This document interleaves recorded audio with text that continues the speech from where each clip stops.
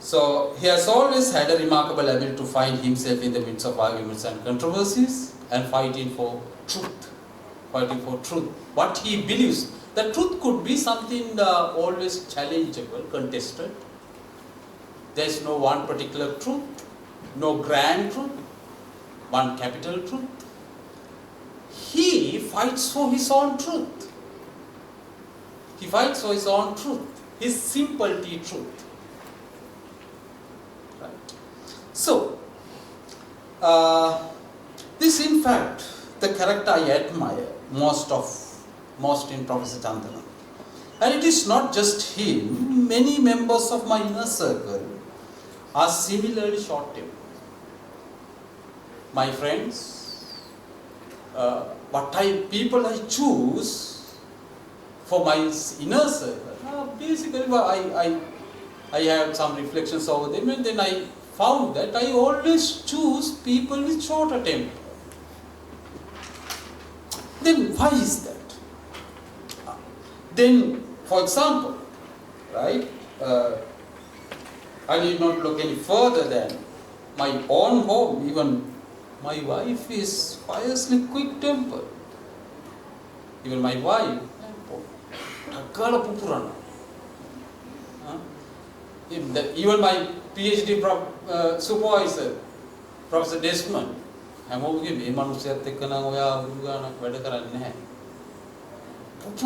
dynamite. But these kind of people are very, very authentic in I would say in existentialist terms, in language of Jean-Paul Sartre, very authentic, very authentic. So, why do I value such people? Because there is nothing concealed about them, nothing to conceal, nothing to hide. They do not lead hidden lives, right? They do not lead hidden lives. It is crystal clear. And they do not harbor unspoken resentments.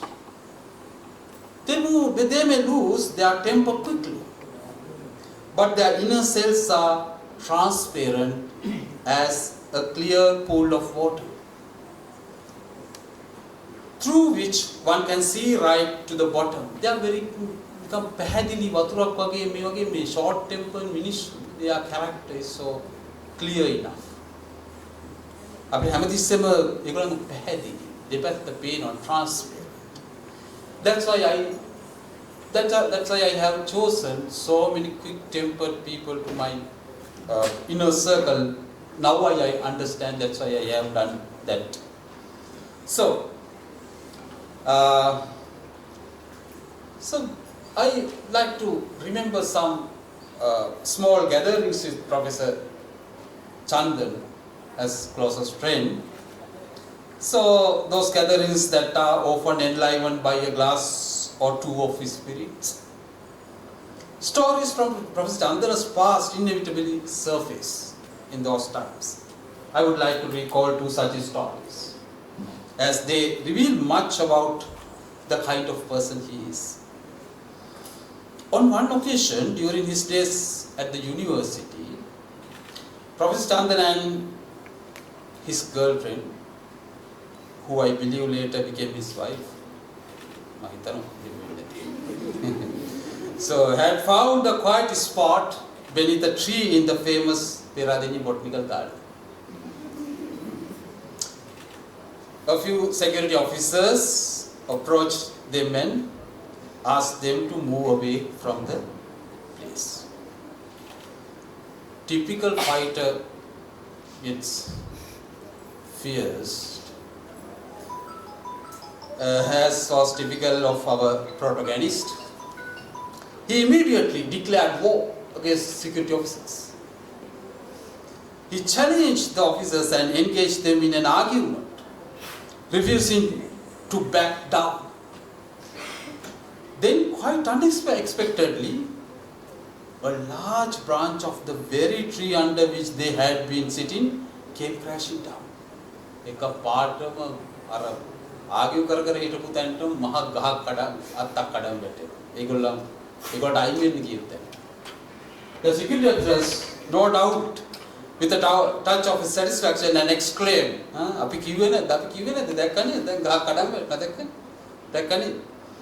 But yet I don't think that incident ever diminished Professor Chandana's fighting spirit.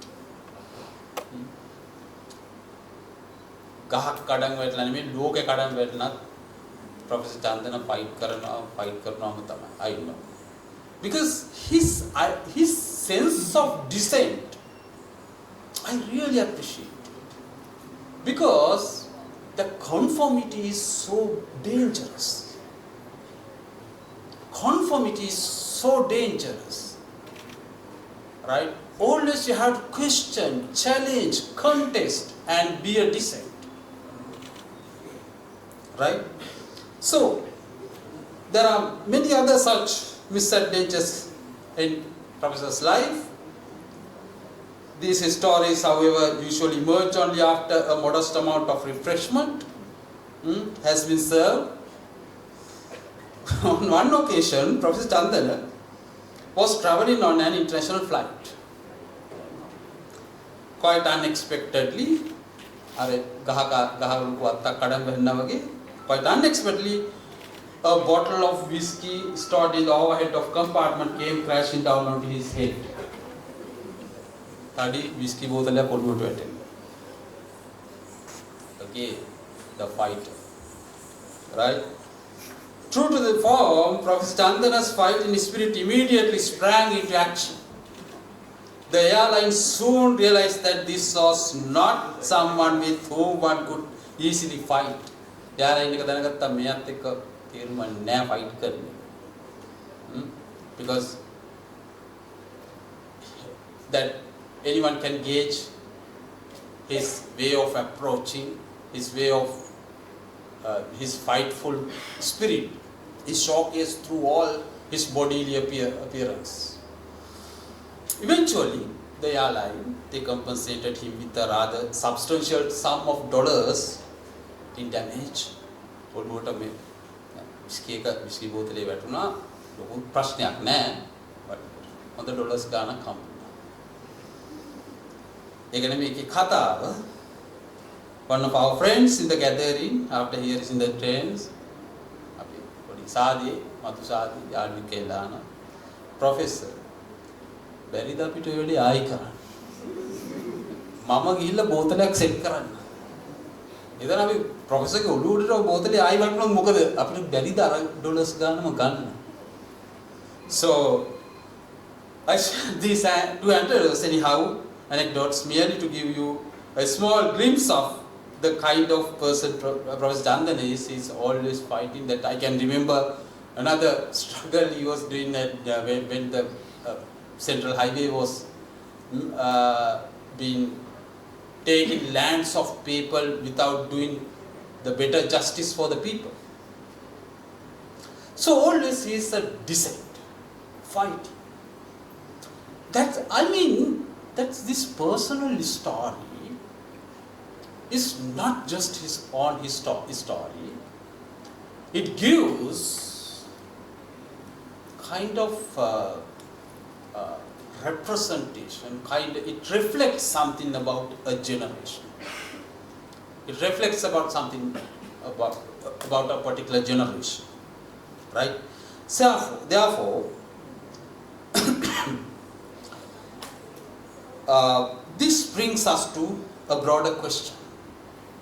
Why are autobiographies important in embodying and portraying memories, histories, struggles, identities?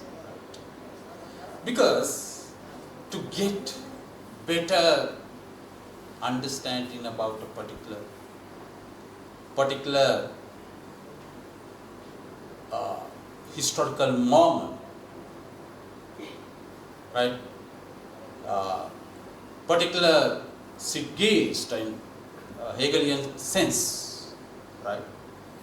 Also, certain ancient Sanskrit verses would also came into my mind while I was going through HEIRS Tempered. 𝗧𝗘𝗠𝗣𝗥𝗦 𝗕 निघर्षण-छेदन-ताप-धाट तथा चतुर्भिं पुरुषं परीक्षते त्यागी शीलेन गुणेन कर्मणा. Right? People can be only gauged through certain tests. Always my Professor Desmond always says, this there is kind of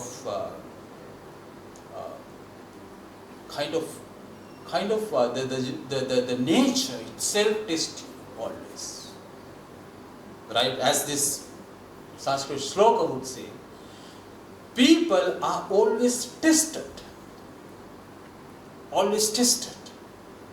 right? It is the geist, it is the will that face that test. It is the geist of Professor Chandana face the test of his age, his generation, right? So when we approach an autobiography, there is a natural tendency to read it simply as a chronological catalogue of a single individual's triumphs and trials, right? But as Gabriel Garcia Marquez famously observed, life is not what one lived, but what one remembers, and how one remembers it in order to recount it. Life is not what one lived, it is the one remember. What is reflected out of that? What is remembered in generations to come? I think this particular work serves for that purpose. What to be remembered here? And these are personal stories, personal narratives, but that gives a picture about a generation.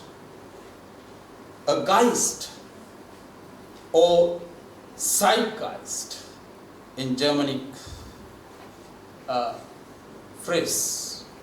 So, Professor Jayalath captures a nation caught in a profound existential liminality. Our education is not just classroom education. Our discourse, our sharing of ideas, the way we think, the way we debate, all things have to be a permanent struggle. There is no end here. This crisis is prevailing. That crisis is started, right? That fragmentation started with 1965 or mid of 1960s. Where free education.